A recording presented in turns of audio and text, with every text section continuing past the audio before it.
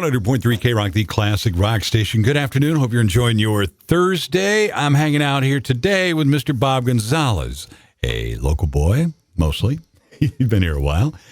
Fisherman, entrepreneur, and author. Flicker in the Water, Inside the Tales of Fishing Along the Emerald Coast. And he's going to talk a little bit about what it's like to work and fish on the world's luckiest fishing village. Good afternoon, sir. Hello, Rick. How are you? Great. Glad to have you here. Interesting read. His book, like I said, Flicker in the Water, big giant yellow fish on the front of it. Where is this guy at? That's in the Netherlands, actually, in the port. When you go into the Netherlands, it's in a big tourist welcome center. That's pretty cool. A giant fountain, I guess, right? Yeah. That looks big. It's big. It's a Goliath grouper. Nice. You have been fishing along the Emerald Coast for how long now? Long before it was called Emerald Coast. It's been a good 20, 25 years now. Right. There are some interesting characters that you've got in your book. But let's first talk about the foreword that you got from Mariel Hemingway. Yeah. Have you met her? Do you know her? I haven't met her in person. We've communicated online. Maybe one of these days soon. I'm working on some things. Maybe we'll meet up in person. Mm-hmm. So she got a copy. Yeah. And what do you think intrigued her most about it? I think it reminded her of her grandfather's book. Her grandfather was Ernest, from the author of The Old Man and the Sea, and I think it reminded her of his book. She said my book spoke to her with a deep sense of appreciation, and that meant a lot to me, coming from her. Right. And I think it just put her back in time. She's named after a port in Cuba where Old Man and the Sea was written. Mm-hmm. Her name Mariel comes from Mariel in Cuba, in Port of Mariel. Ernest used to fish there all the time on his boat, the Pilar. And my dad, at that time, was a youngster in Cuba. He was like 10 years old when The Old Man and Sea was written. Mm-hmm. So I just thought it was natural to see if Mariel would enjoy my book, and thankfully she did, and she wrote the foreword, and she liked it. That's cool. I liked it. It's a quick read, really is. If you are into fishing, this is a book that you're really going to enjoy because it takes you right there. You've got a cast of characters I love here. You got Captain Mike, you've got Drawbridge, Sam, Vinny's in there, and Drawbridge's dad, one of the early settlers of Destin. Tell me about that. Troby, as a youngster, used to fly around with him, but then when he got older, he wanted to do his life on the water, so he became a fisherman, and he actually won some tournaments. There's a marlin hanging in East Pass Towers in Destin that he caught, and he won a tournament one year on a boat called Carpe Diem. Mm-hmm. And there's a few stories in the book on how the Carpe Diem made its way from here to Cabo San Lucas, and I think you'll find really, really interesting. It's cool, very cool. The world's luckiest fishing village. Now, you've been fishing in Destin for years now. Would you vouch for that claim? I think so. Some days.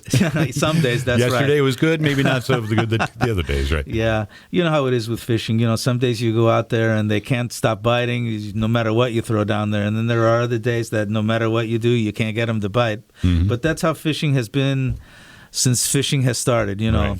There's not a fisherman in the world who hasn't been frustrated out there, including me. You tell an interesting story about Drawbridge.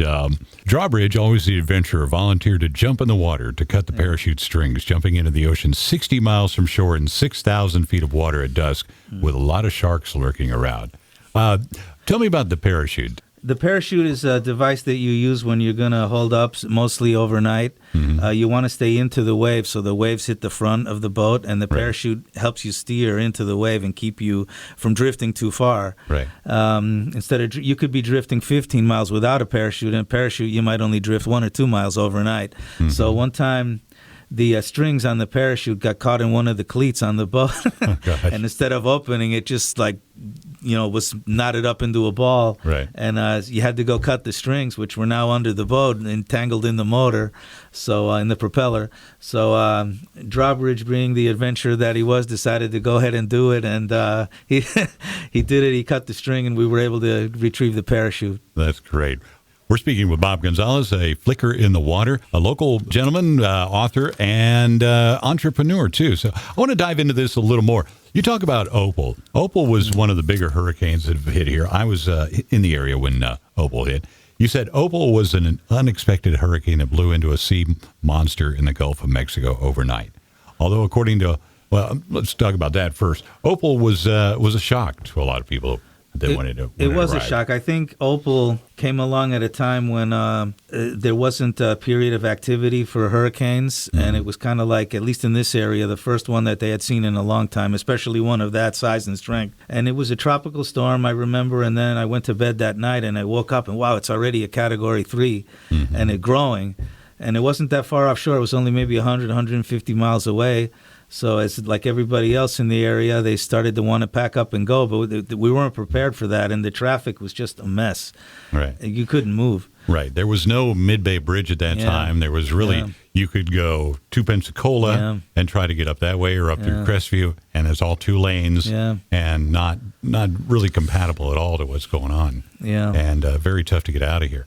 The after effects of Opal, we saw a lot of boats sitting on 98. And that's a weird feeling. You drive down 98 and see things that are not supposed to be on land, on land. Yeah. There's a picture in the Daily News of my boat, which was called the Paradise at the time. Now we renamed it the Twister, but it was called the Paradise, and it was after the water had receded, the boat was on the pavement. I guess it got ripped off its mooring and was still floating. It was okay. There was no damage to it, but it was just sitting there on Highway 98. And there's a picture there in the book with the tourists looking on, like, what is this thing? It looks like a ship from outer space or something. Right.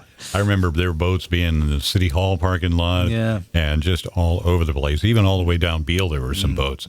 And so do you have now a different respect for hurricanes than you may have had before Opal? You bet I do. You can't look and see what happened in the aftermath of that and not remember that forever. That was just unbelievable. The change of the landscape and everything turned upside down. It was just incredible. You know, I remember several hurricanes, 2 in particular, that have taken giant chunks out of 98 on the island and just pulled them right out of the ground and flipped them over and caused incredible months-long delays of everybody having to go around through Niceville to get to Destin. So are you an evacuee if necessary? If necessary, yeah. I mean, I try to follow the reports, and seems like the reporting on those hurricanes has gotten a lot better. Usually they follow the path of the cone, and they're usually right. Usually. Now, that's the key word, is usually, because I remember a couple of years ago in Port Charlotte, Florida, which is a little bit south of Tampa, a hurricane called Charlie was making its way up the Gulf, and all of a sudden it did like a figure. It went counterclockwise and went south after coming north, which you hardly ever see, and nobody was predicting this. Instead of continuing north, which they were saying it would do, it veered right back into Port Charlotte, and I don't think one weather forecaster predicted that, and it was a pretty strong storm, too. So always be prepared, always be ready when you hear about these hurricanes. You never know what they're going to do. And Mother Nature can do whatever she wants to do. Yeah, that's right. There is no rhyme or reason sometimes when they are in action. Bob Gonzalez, author of Flicker in the Water. When you're on the water and you look out amongst the waves and the sun is there and maybe setting a little bit, trying to paint this picture here, and you reflect on your life and the fishing experiences that you have had, what's one thought that comes through your mind a lot? One thought, how connected we really are to the oceans, and the value of the oceans and what they have meant to mankind throughout history. Man has been fishing since man has been here, and actually the fish were here before we were. I talk about that in the book. God created fish, I think it was on the 4th day, and man on the 5th. Yeah, right. So he put them here for us to use in a respectful way. We want to keep them healthy, fish populations healthy, but we also get to have fun and enjoy them for our, for pleasure, for fun, and for sustenance. Yeah, they are tasty. Yeah. There's a lot that are tasty. There's been a lot of new regulations in the Gulf. The government, partially, I think a lot of that is really directed towards the East Coast and in that area.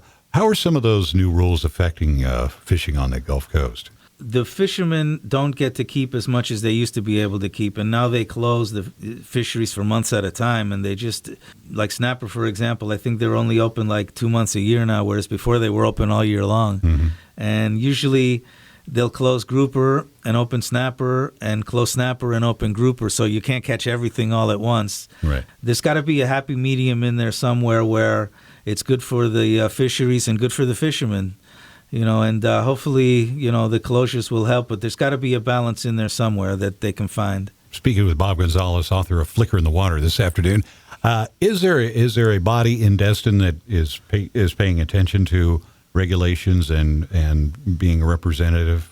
I see the FWC down on the docks a lot. I used to see them once in a while, but I'm seeing them a lot more now. So it seems like they're watching things very, very closely. Right. So if you're out there, make sure you obey all the limits and follow all the rules. You don't want anybody get in trouble or being fined or anything like that. But they have lobbyists that lobby the government. The Charter Boat Association, commercial boats have their own lobby. Mm-hmm. So, I'm sure if you work with the your congressman, they'll get things done for you. Just got to make your voice heard. Yeah. In a polite manner. No throwing pies at Gates, okay? Yeah. Don't be doing that. I did send Matt Gates a copy of my book. Matt, if you're out there, take a look. Take a look. You'll like it. You're also an entrepreneur. Yeah. You have a business here in the Santa Rosa Mall. Yeah. And tell us about that. Well, I've had the pretzel twister here in the mall going on almost 30 years now. We've seen a lot of ups and downs in the mall.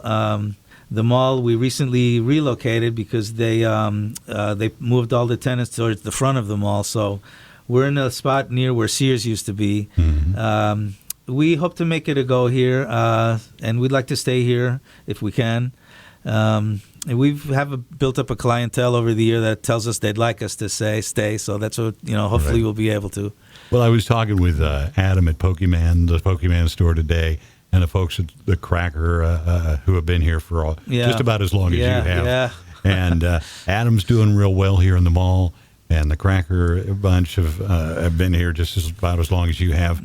Still survivors. Yeah. Every time I go by that Pokemon store, man, they're full of people all the time. So just a couple of the more than 30 businesses that are actually here in the mall. Santa Rosa Mall is still open. And I were talking with Adam this morning and he was here in the early 80s, and we kind of had that, reflection on the mall and what it used to be, and, what back even when it was carpeted, and it was a lot of memories come back to that.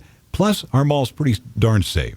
We don't have the ransacking looters that are in malls and around the country that we hear stories about every day. We've got that going for us. We thank the security here and the sheriff's department that are really taking care of things and squashing that kind of stuff real quick. So what's it like being a businessman in Okaloosa County in Fort Walton? I've enjoyed it. My 30 years, we've had a great support from the community. People tell us all the time how much they love our pretzels, and they come just to see us, which, it always makes you feel good. Right. So, we hope we've provided some tasty eating for all these years. And it's a family business. Yeah. Who else works with you? I have my mom's been there for my dad, my sister. We've been there pretty much the whole time. We have a couple of girls, Elvie and Aurora, who have been with us for now 30 years almost also. They're pretty much a part of the family, too. That's fantastic. Somebody picks up a Flicker in the Water. What is the one thing you wanted them to take away from it? I'll tell you what I got from it, but you tell me what you hope they get from it. Well, I want them to get a greater understanding of what the oceans are like. I want them to make them feel like they're out there enjoying the ocean and what God put for us here to enjoy and to sustain ourselves with. Right. That's good. What I got is a realism of what it's like. When you drive over the Destin Bridge and you see all of those boats out there, not so much the Crab Island, I could care less about all that craziness, but when I actually see a real fishing boat out there, and I've seen them come back at the end of the day with their catch, and they're hanging it on the hooks on the harbor there. It's really cool. But to understand that these are real people with real passions that believe in the care of the ocean, stewards of the ocean, if you would, a desire to not let this tradition die. Mm-hmm. And I think that's important. I think that we are seeing, as you mentioned earlier, we're seeing some younger captains out there. Mm-hmm. And that have kind of grown up in that, and some new folks from different places. I think is something I want to tell you that I kind of got from this, is because this is real. This is your life, and this is the folks that you knew, and the cast of characters is pretty cool. Yeah, fishing has been around a long time, and I don't think it will ever die. I think fishing is here to stay. Very good. Bob Gonzalez, A Flicker in the Water. Where can folks pick up your book? If they can get it at your store, of course. They can get it in autographed copies at the Pretzel Twister here in Santa Rosa Mall. You can get them online, Amazon, Barnes & Noble, or order them at your bookstore, Book Rack. Oh, and my website, flickerinthewater.com, where there are a lot of interesting things in there that are not in the book. I think there's videos on there and interviews and things like that facts about the sea and the fish that people will really enjoy. And the book is good for all ages. I think kids from starting at like 7 or 8 on up to adult can enjoy it. That's fantastic. Do check it out. I think you'll enjoy it. A Flicker in the Water, Mr. Bob Gonzalez. Thank you for your time today, sir. Thank you, Rick. I enjoyed it. All right. Back with more great classic rock coming up on 100.3 K-Rock.